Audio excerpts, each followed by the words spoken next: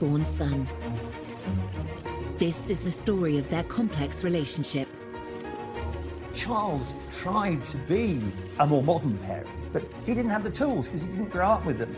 A shared tragedy defined this father and son. There's this marvellous picture of Harry holding very, very tight to Prince Charles's hand for support. For years, they were close.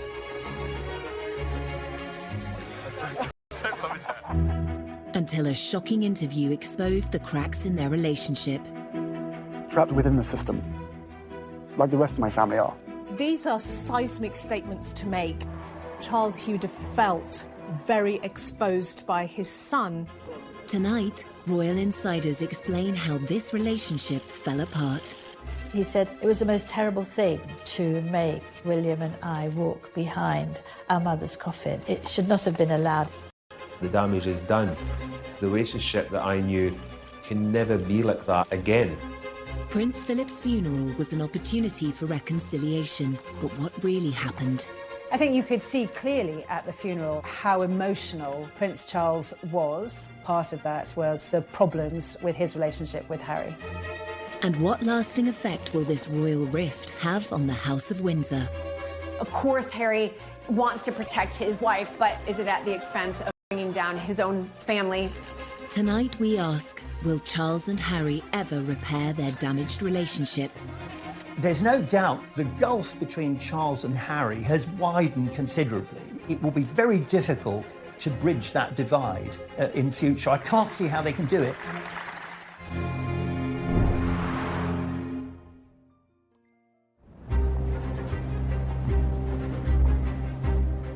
March 2021.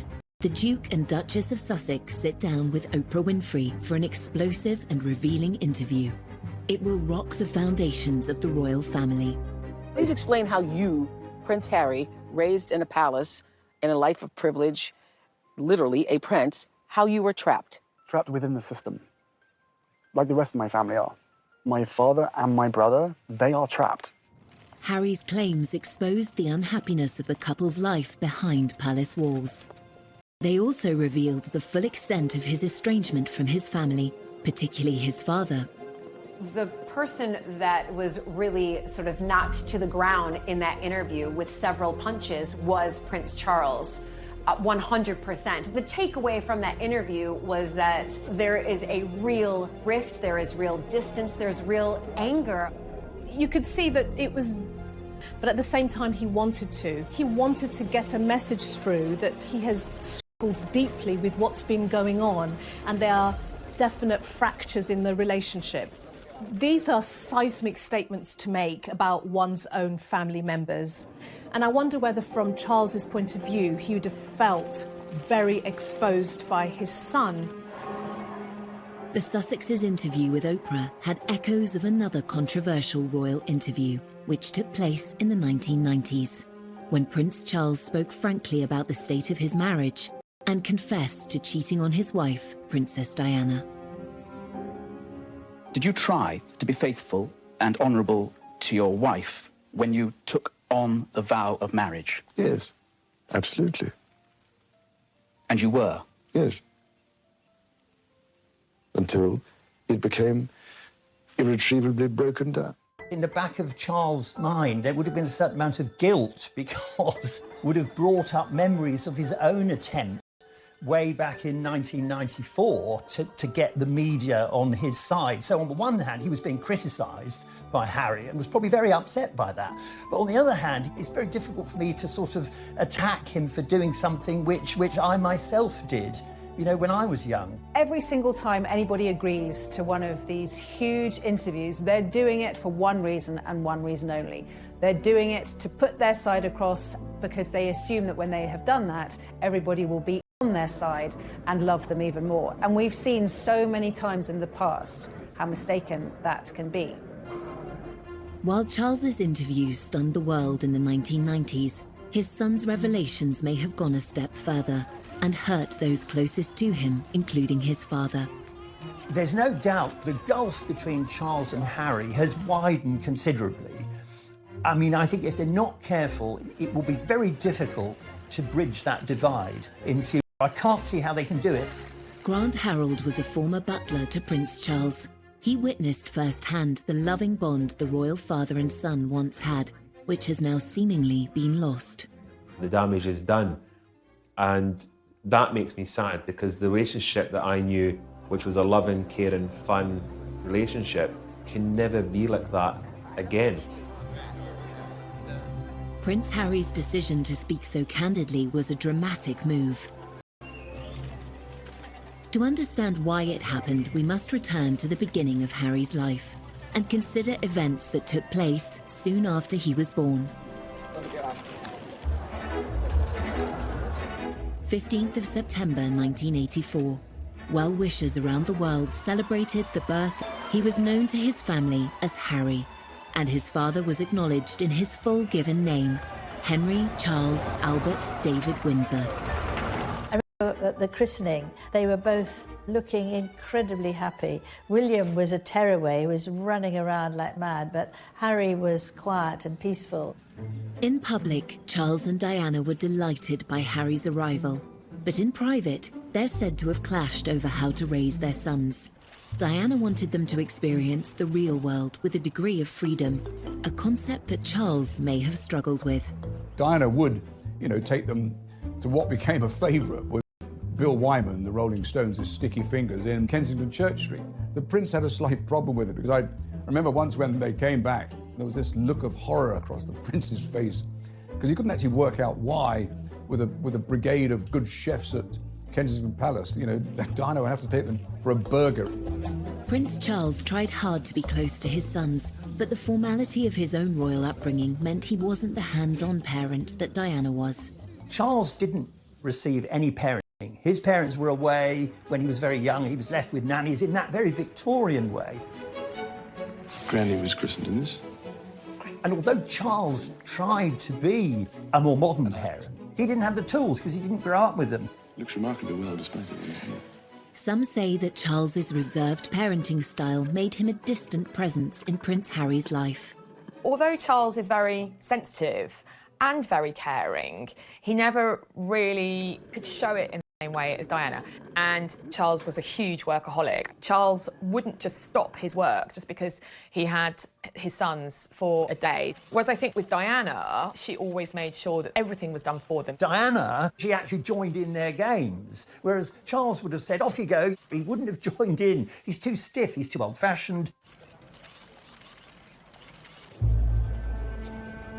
Charles and Harry's relationship was already strained, but then the family suffered the ultimate tragedy, and decisions would be made that would affect their father and son bond forever. He said it was the most terrible thing to make William and I walk behind our mother's coffin. It should not have been allowed.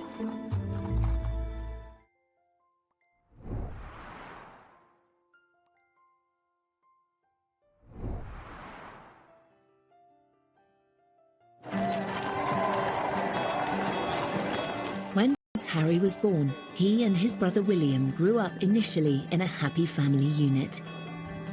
But there were growing signs of tension between their parents.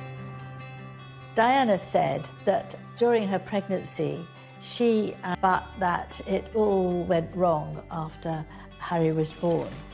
If these marital struggles created a distance between Charles and his young son, things were about to get worse. It is announced from Buckingham Palace that, with regret, the Prince and Princess of Wales have decided to separate. This decision has been reached amicably, and they will both continue to participate fully in the upbringing of their children. In 1992, Harry's parents went through a very public breakup. The 8-year-old now struggled as he was bounced between Charles's Highgrove estate and Diana's Kensington Palace apartment. What a child wants is stability, structure, and love from their parents, and that kind of constancy gives children a sense of safety. If they're going between two separate households, that can feel very destabilising for a young child. So suddenly Prince Harry was shuttling between the more relaxed, much more familiar household of Princess Diana and then the more dutiful, strict, timetabled household of Prince Charles. There was this sort of natural gravitation towards Diana, simply because Diana was the provider of the fun things that boys at that age actually wanted. Charles, interesting enough, acknowledged that William and Harry were both happier and engaged when in the company of their mother. And in that respect, one has to applaud the Prince of Wales, because he could see that his children were happier in those early days with their mother rather than him. Harry was caught between the world of royal formality set out by his father and the more carefree mindset of his beloved mother.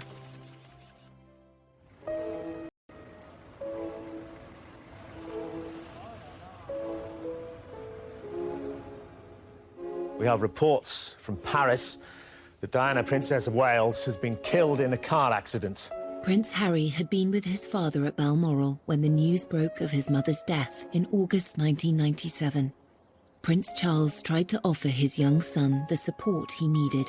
Charles had this huge responsibility to protect the boys, and there's this marvellous picture of Harry leaning down to look at the notes and the flowers, holding very, very tight to Prince Charles's hand for support. It's a very, very moving moment, I think.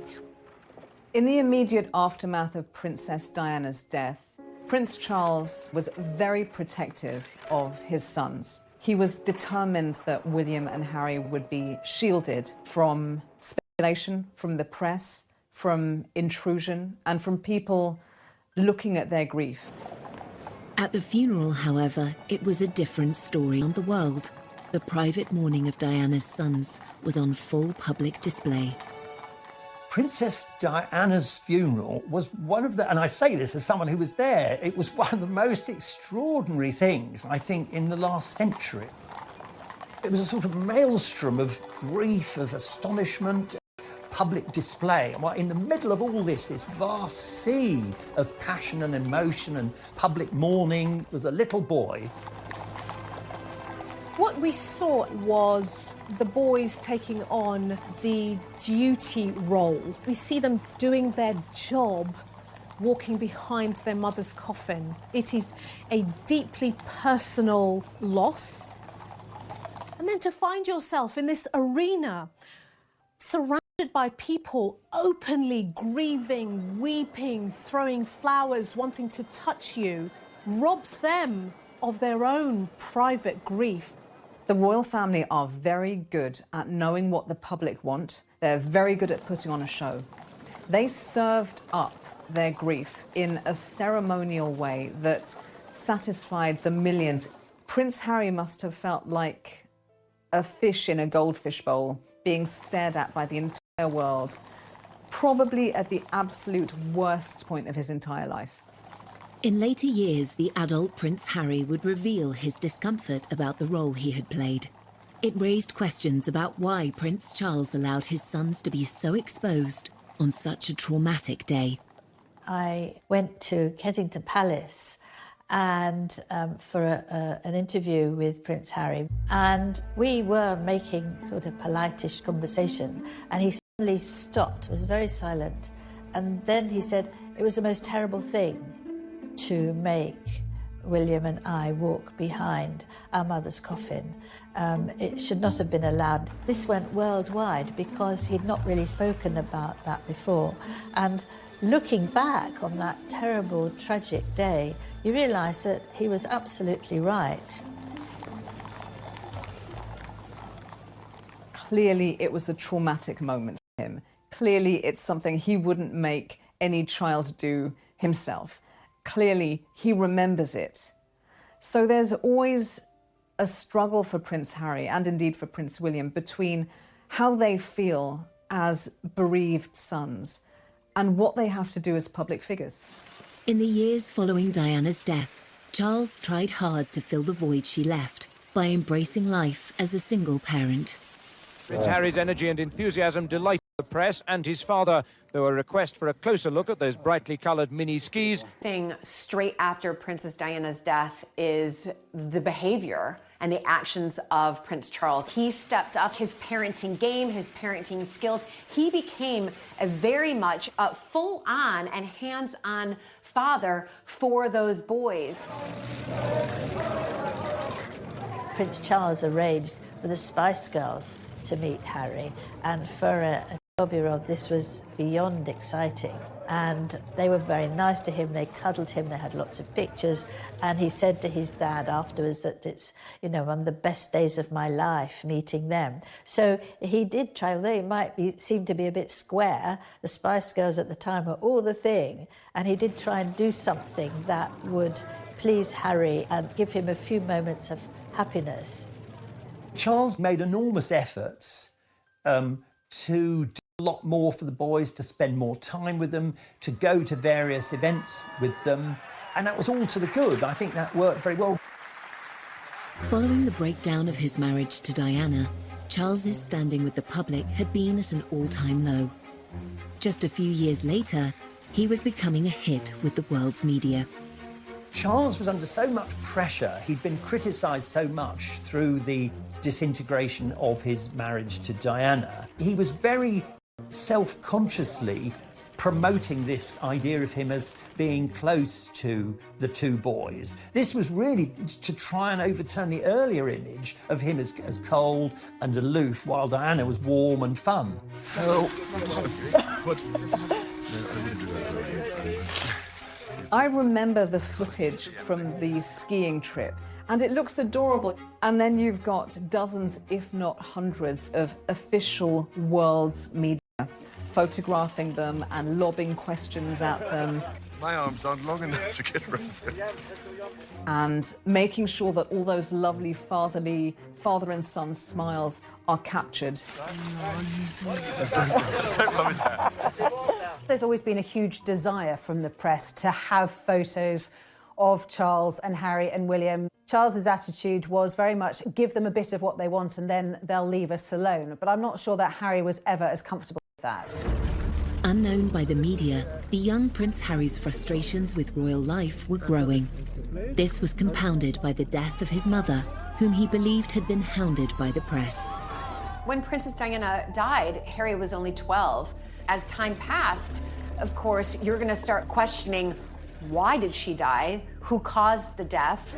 And we can see that from Harry, that he does absolutely blame the press. And it's something that has really, fast forward a few years later, that's when we really start to see Harry, in a sense, acting out, but who can blame him? As Harry grew from a vulnerable young prince mourning his mother into a rebellious teenager, stories of his nighttime escapades became regular front-page news.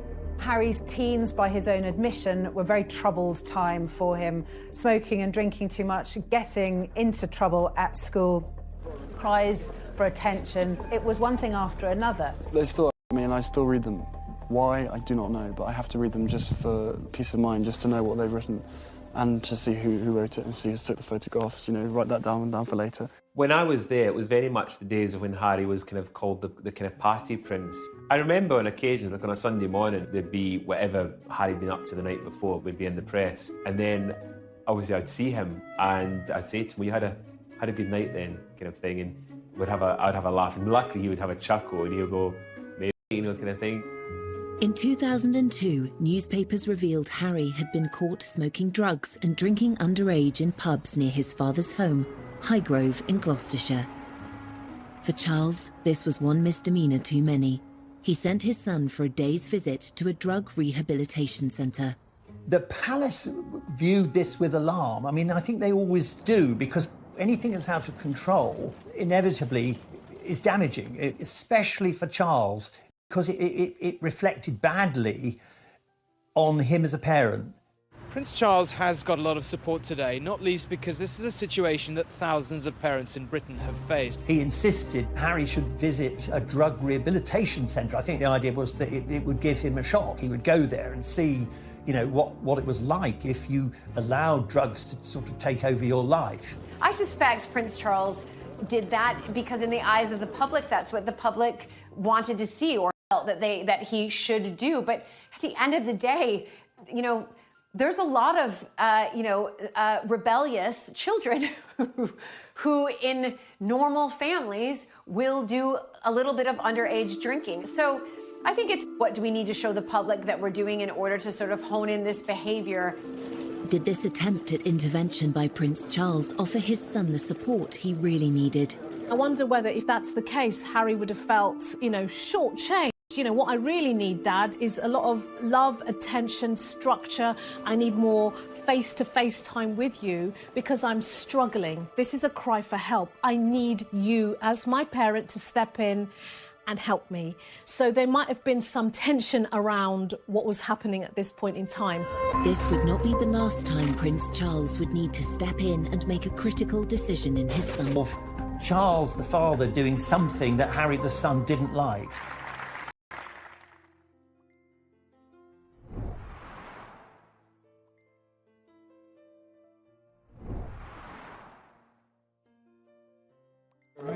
One reason for the decline in the complex father-son relationship between Prince Charles and Harry is the difference in their approach to life and to their royal roles. Both men were shaped by their formative experiences at school. Charles was given a tough, formal education that emphasised duty. He was a sensitive, vulnerable child who was put through this most appalling education to try and toughen him up. From the age of 13, Charles was sent to Gordonston School in northeast Scotland, just as his father had been before him. But the tough regime was ill-suited to the sensitive prince. Prince Charles called it colditz in kilts, and like a prison sentence. It just wasn't for him. Prince Charles was bullied at school from end to end. He was completely and utterly, solidly miserable for the entirety of his time there. By contrast, Harry's school days at Eton were more sedate. Not as academic as his father, he was certainly more popular.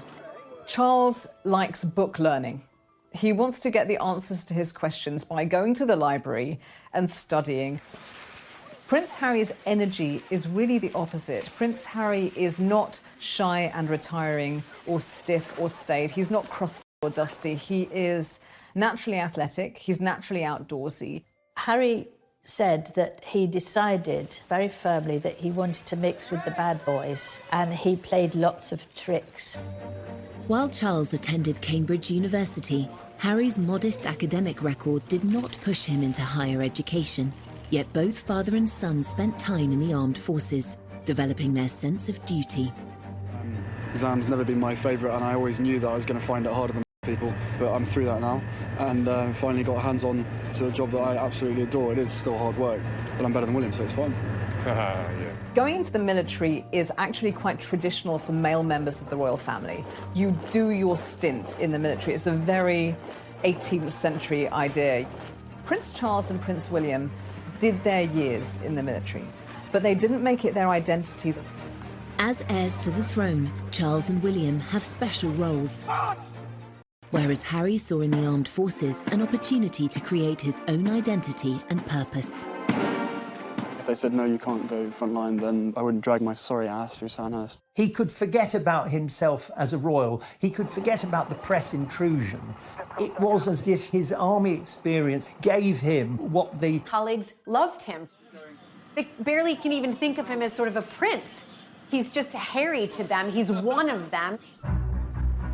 Even as Harry's service career thrived, the interest shown by the press was growing intense. His father tried to help.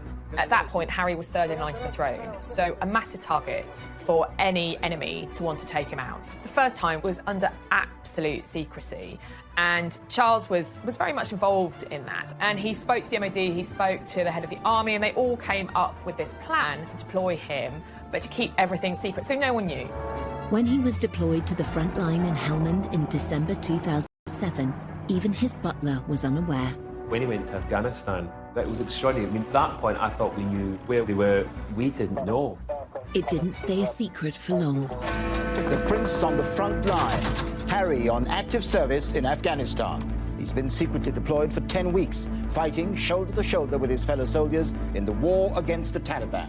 Prince Harry's return became inevitable as soon as a news blackout of his presence in the country was broken by the foreign press.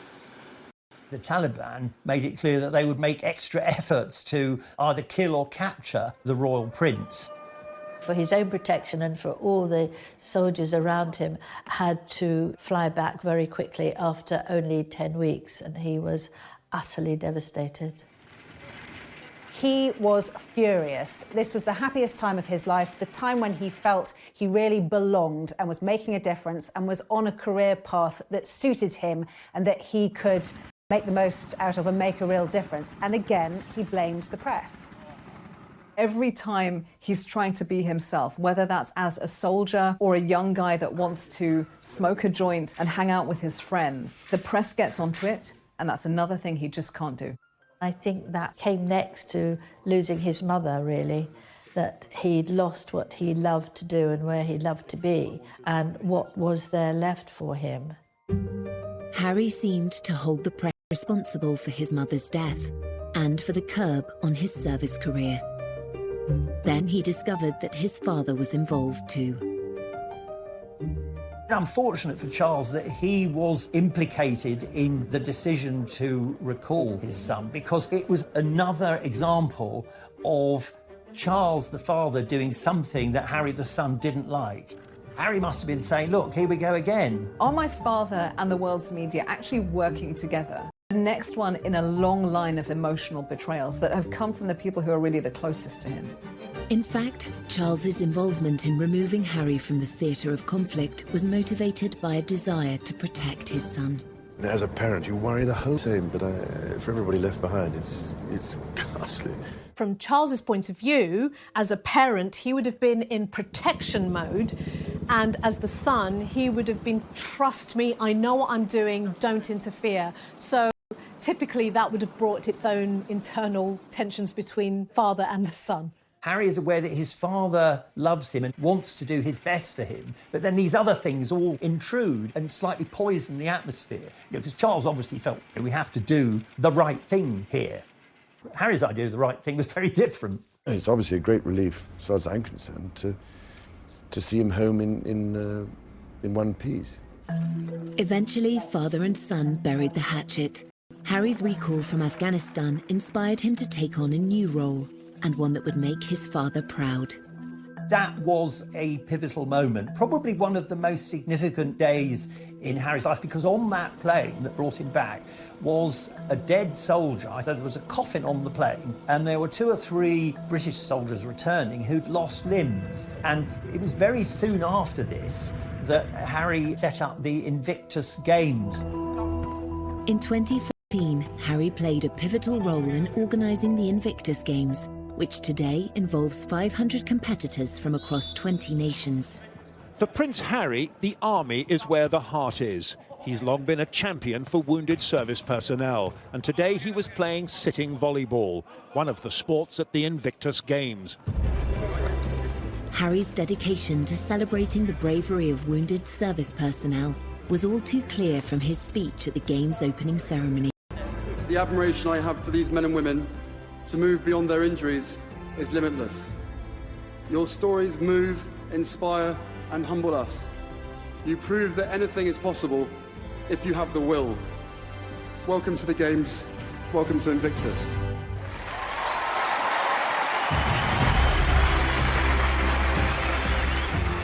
It was to prove a golden period for a now united father and son. Charles was very, very proud of Harry. What parent wouldn't be proud of their child coming through and blossoming and showing real confidence, real purpose, creating something that embraces a huge community? That is a huge step forward. I think it was also a way for him to bring his parents together. So from my father, I've got a sense of duty, a sense of continuity, a sense of my responsibility as a royal. I'm not going to be the rebel anymore. And then from his mother, he has the human rights aspect, the international aspect, the charity aspect. And those two things fused together really powerfully, and they're still fused together. Much in conflicts, Harry realised that this spoke to him in a special way. There have been many low points in the relationship between Charles and Harry. The high point, the bit they will both always remember as a point in time where they came very close. That would be the success of the Invictus Games. I mean, it was almost like, father and son finally found something that would lock them together. With his father's blessing, Harry helped turn the Invictus Games into an international success story, giving a powerful voice to thousands of injured servicemen and women around the world. Harry was now making a positive contribution to the royal family and to wider society. Father and son were now more aligned than ever before, and Harry was soon invited to take on further public duties. Prince Harry was a different type of royal. He was a royal just like his mother, very hands-on. Prince Harry has never wanted to just do the service and the duty that a royal member, must do by simply arriving at an event, giving a speech, waving, and leaving. He wanted to take on more active roles, being very, very hands-on, dancing, hugging. You can't sit there with a stiff upper lip with your crossed arms and not get involved. We knew from the start that these countries were going to be fantastic fun. I've never taken myself too seriously. There's a real contrast between Prince Charles and Prince Harry when they do their royal tours. Wherever they are in the world, Prince Charles does it blatantly as duty. So he's there, and wherever he is, even if it's like 100 degrees outside, he's wearing a very closed suit that's completely buttoned up. And he smiles, nods and waves, and he's jovial, but he's still a little bit stiff. Well, you would be, wouldn't you? You would be watched by all you lot. Anyway. Prince Harry on international royal tours is clearly having a really good time. We see Harry as much more at ease in his own skin. He had a good template in how he saw his mother behave, and where, he's hanging out with Usain Bolt and he's meeting people and he feels good about himself.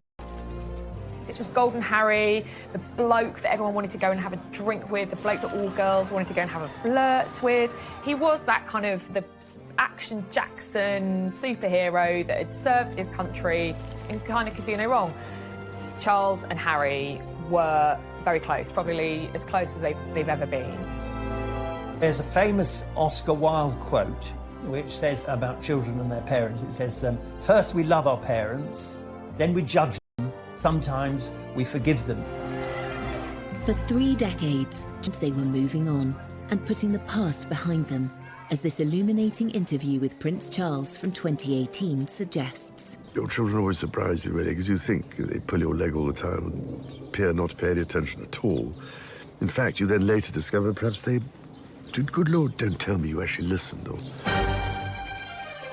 The relationship between Harry and Charles has suffered since 2018. So, from a wedding to a breakup, how did Harry's marriage to actress Meghan Markle lead to father and son going their separate ways? Charles admired the fact that Harry was trying to protect Meghan, but I think he was very worried that it would have unintended consequences, which of course it did. I remember getting this email on my phone and my jaw dropped.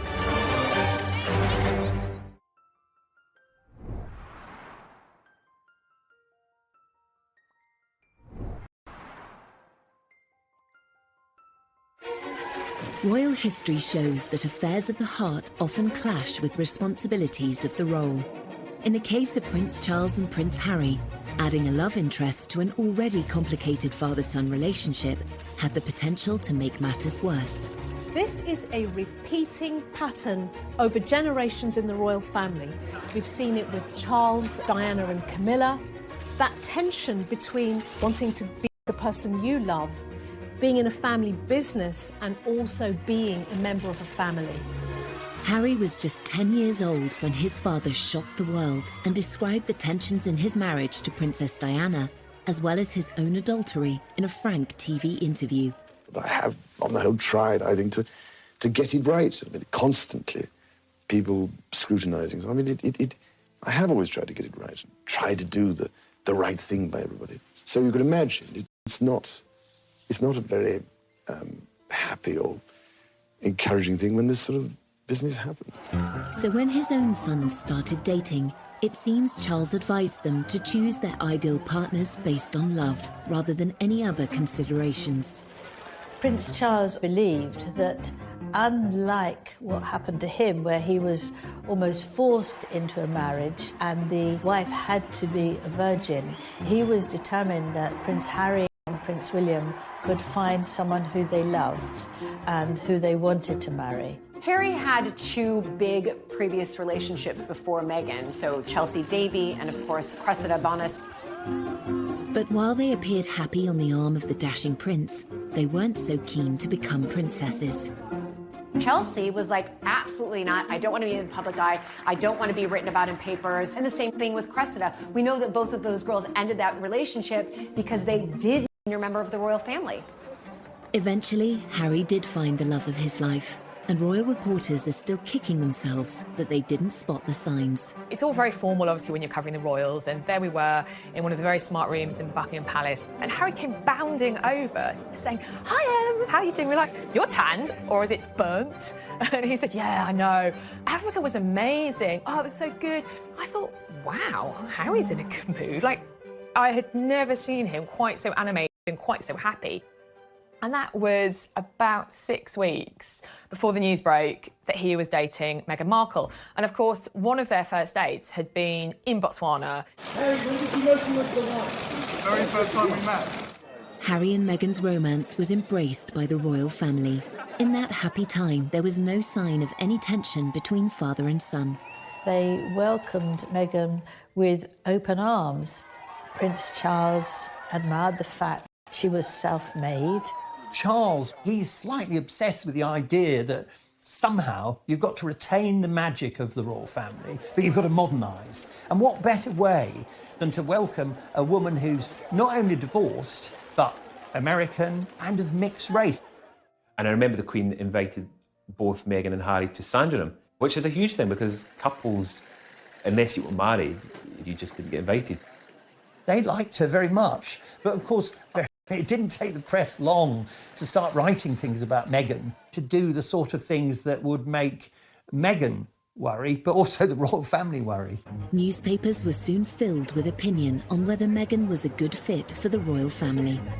Whilst initially there was a huge amount of admiration and hero worship when Meghan first came on the scene, there were some media outlets that ran some really disgraceful articles with headlines about straight out of Compton or exotic DNA, very old-fashioned opinions, borderline racist opinions. And the trouble is that one article like that is one too many. Meghan, we've discovered, has a very, very thin skin. But we have to remember that Kate did. They used to call her Weighty Katie. She had a terrible time, and Camilla had a dreadful time in people accusing her of causing Diana's death. I know Camilla spoke to her and they had lunch together, tried to help her get used to things and give perhaps some of her own experiences so that she wouldn't feel that she was being targeted. The royal family may have been reassuring Meghan behind the scenes, but it's their standard practice not to complain in public about press treatment. By apparently not speaking up for Meghan, Charles seemed to find himself taking a very different path to Harry. Statements, these underlying racial tones need to stop. I remember getting this on my phone and my jaw dropped, actually, because press statements from members of the royal family are normally really bland and really boring. I mean, this was Harry. Anger. The anger was leaping off the page with his words and the tone. This was an unprecedented move, really just instructing the press to back off and leave Meghan alone. Charles admired the fact that Harry was trying to protect Meghan, but I think he was very worried that it would have unintended consequences, which of course it did. Handling the press is like handling gelignite. You know, it's almost impossible to do it safely. Despite Harry's insistence on tackling the press, his relationship with his father appeared stronger than ever. He felt able to ask Charles to play a significant role at his wedding. Meghan's father infamously didn't come to the UK for her wedding because he said he had heart problems and he was in hospital. There was the question of who would walk Meghan down the aisle. Prince Harry asked his father, and what could be better than having the heir to the British throne walk your beautiful bride down the aisle?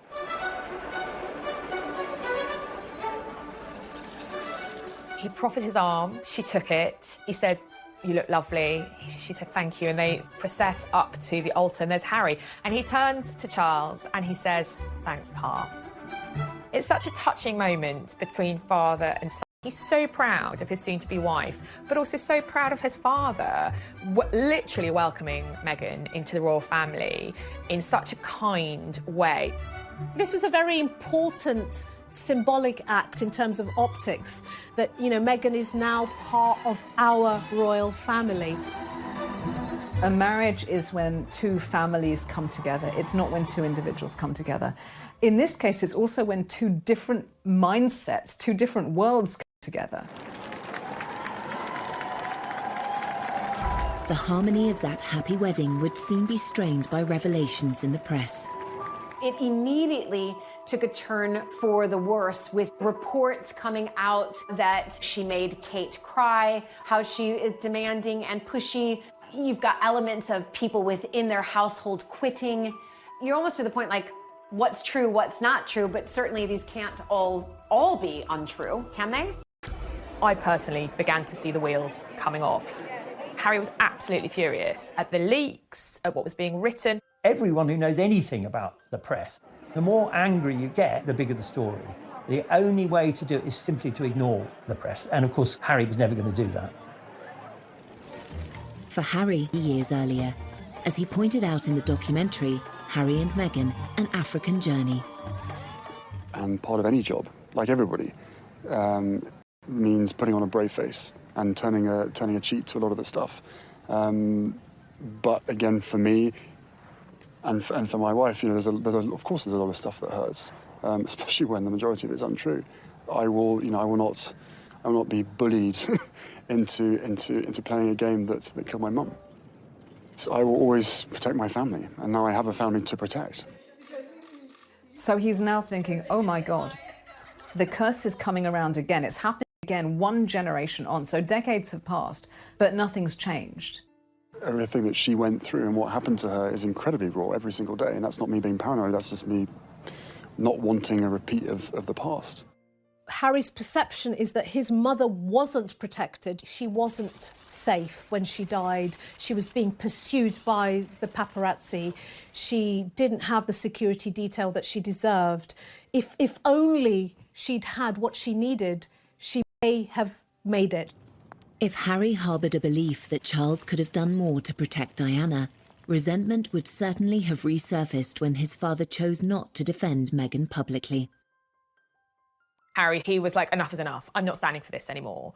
And he also couldn't understand, and indeed she couldn't understand, why members of his family, particularly his father, were not standing up and saying, you know what, this is unacceptable. Father and son may have been at odds, but the famously close relationship between William and Harry still seemed unbreakable. Every year we get closer. The one person on this earth who I can actually really, you know, we can talk about anything and we understand each other and we give each other support. Yet by 2019, even this sibling bond was under strain, and the world had its first hint of another royal rift. We'll always be brothers. We're certainly on different paths at the moment. I will always be there for him, and as I know he'll always be there for me. As brothers, you know, you have good days, you have bad days. We know over the last several years, really since he married Meghan, that the relationship between William and Harry has been very rocky indeed.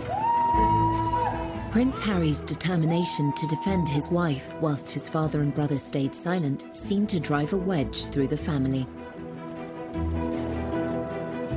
Protecting his marriage and protecting his wife were his number one priorities. We know that many members of the royal family feel that service and duty to the crown and to the royal family are their number one priorities, and there's a clear difference there. It's sad for me because when I was... And then came a bombshell revelation that would lead to the biggest split in the royal family for 80 years. Can you put up with this? Was it surprising to them? Probably not. Were they happy about it? Definitely not.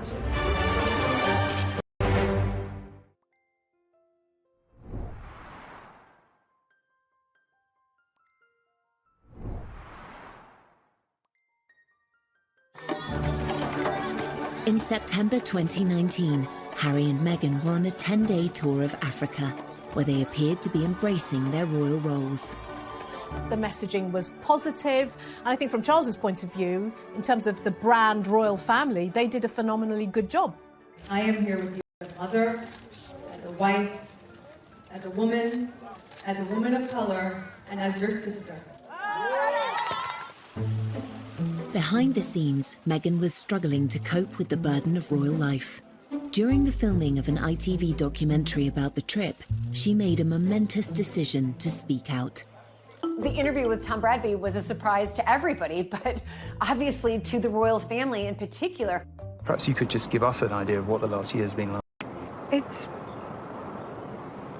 hard. Thank you for asking, because not many people have asked if I'm okay. But it's a very real thing to be going through behind the scenes. And the answer is, would it be fair to say not really okay? As in, it's really been a struggle? Yes. That interview was pivotal, and certainly with hindsight, you can see that something changed at that minute. That would have been a dig at the royal family. And I think that was definitely eye-opening to everybody around the world, saying, okay, something's going on here with the royal family. I think it was clear from that interview on that alarm bells were starting to ring for Prince Charles about what path Harry and Meghan were going down and where it was going to end. Finally, the tensions between Harry and Charles reached breaking point. 3 months after Harry and Meghan returned from their tour, it was announced that they would step down as senior members of the royal family. In the run-up to Harry and Meghan leaving royal duties and then leaving the country, there were frantic conversations. I think Charles was desperate for his son not to do anything rash. I think Harry felt, oh, here again, my father's trying to stop me being free. Within the royal family. It's a huge monarchy. You can't just say, right, you can go tomorrow. There's lots of complications to senior royals leaving. And the Queen and Prince Charles were working out how to do this. Harry then published an announcement on his Instagram page, sparking a worldwide media frenzy. We had Harry announcing, that he wanted to step back, the Queen responding. The Queen shouldn't be responding, it should really be the other way around. Pretty much at every stage, they seemed to jump the gun. They seemed to do things out of order, to not follow proper etiquette. I think ultimately that's how the relationship between Harry and Charles broke down. It is one of the biggest constitutional crises to hit the family, because this suddenly saw a massive breakdown in communication between senior members of the family. It was clear there was something seriously wrong. I think Charles was pretty devastated by the departure for a number of reasons. He'd lost a son, he'd been unable to protect that young couple and keep them within the fold and keep them working for the royal family. Prince Charles had committed himself to a life of royal service, but his son was stepping away from his. Inevitably, this created a further divide between them. The motto is almost duty first and all the other stuff follows. Now, when you now live in a world where you start to put your own needs and wants ahead of duty, this is where the tensions arise, because the rest of the family is saying, well, this is a business. Charles knew over the years how unpopular it's been to have the royal family too big, too costly, too many members who nobody's ever heard of. So he wanted to slimline the royal family. So it was no surprise when his son wanted not only to be not a working royal anymore, but to be half in, half out. That was never going to wash. It seems yet again that Harry didn't receive the support he'd hoped for. You've got here the tension between being a parent and also the child's boss. And here's where the boundaries get very blurry and very messy. His withdrawal from royal duty was never going to be easy, but the sacrifice Harry had to make was far greater than he imagined. He has lost his royal titles. He's lost security privileges. He's lost a lot of money and patronage. He lost all of his military appointments, which he worked for 10 years to build up.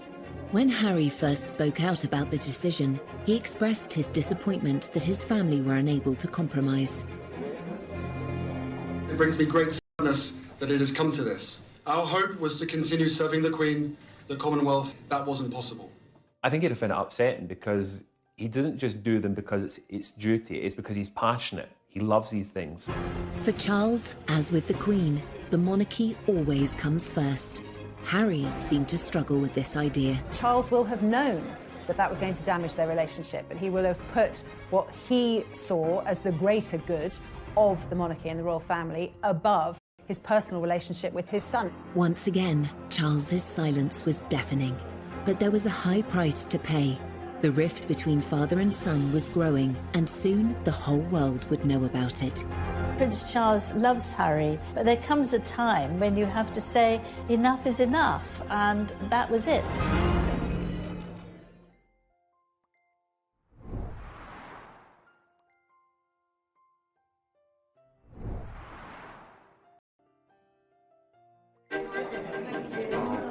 Will you miss Harry and Meghan?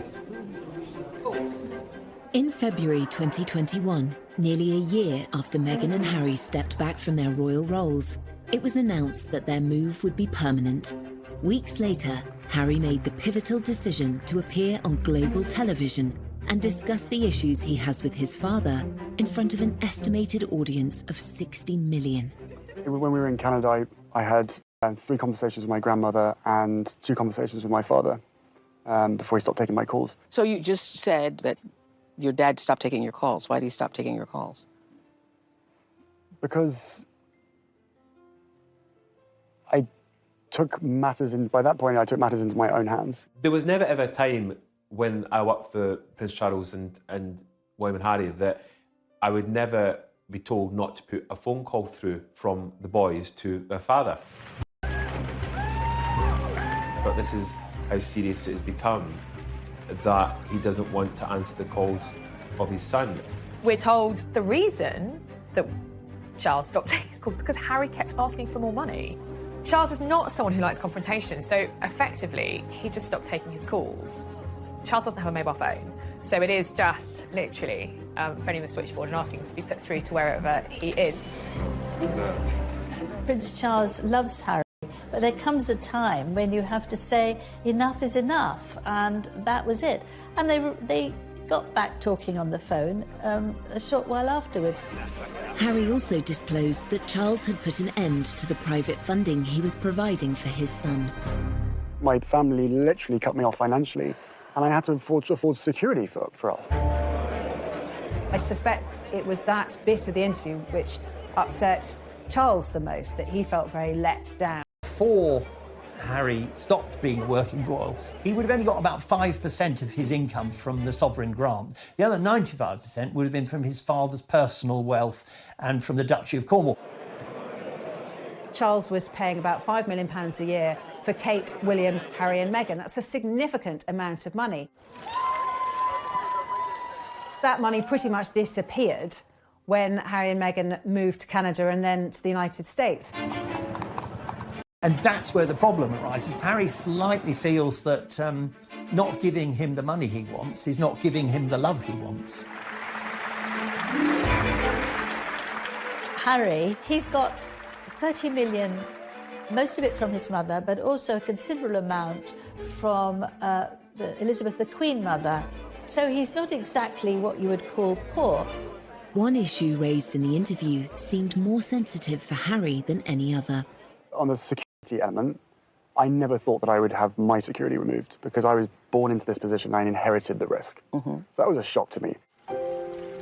Going back to Diana's death, paying for security will be something that Harry feels passionately about, that they need that security, that without that security their lives are in danger. So you can see how this issue is one of great emotion for Harry. Harry's frustration with his father was clear. Could Charles be doing more for his son? They have stepped down. So I think that to justify, again, Prince Charles paying for that security is difficult. Had they stayed in this country as working members, working senior members of the royal family, we'd be in a completely different situation right now. As father-son rifts go, royal status adds unique complications. The public nature of this feud only makes matters worse. But even after Harry's shocking claims, Prince Charles, again, remained silent. Harry knows very well that the Queen, his grandmother, aged nearly 95, and his father, who has followed in her footsteps, believe in the motto, never complain, never explain. So he would know absolutely that they couldn't come back and say what the truth was or give...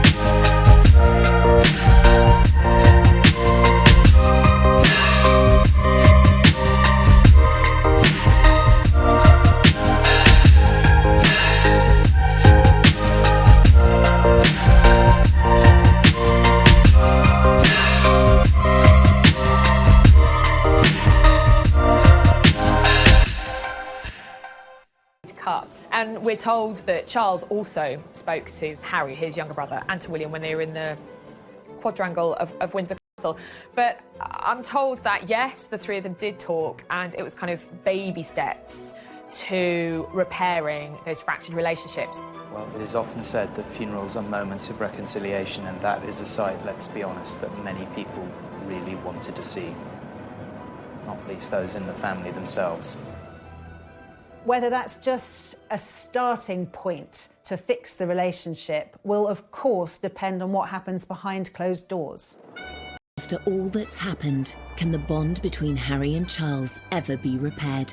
Emotionally, they seem worlds apart, and I think it's going to take a lot of work from both of them to try and find common ground where they can communicate as father and son. But what I saw from Harry was a lot of deep-rooted pain that may go back quite a long way.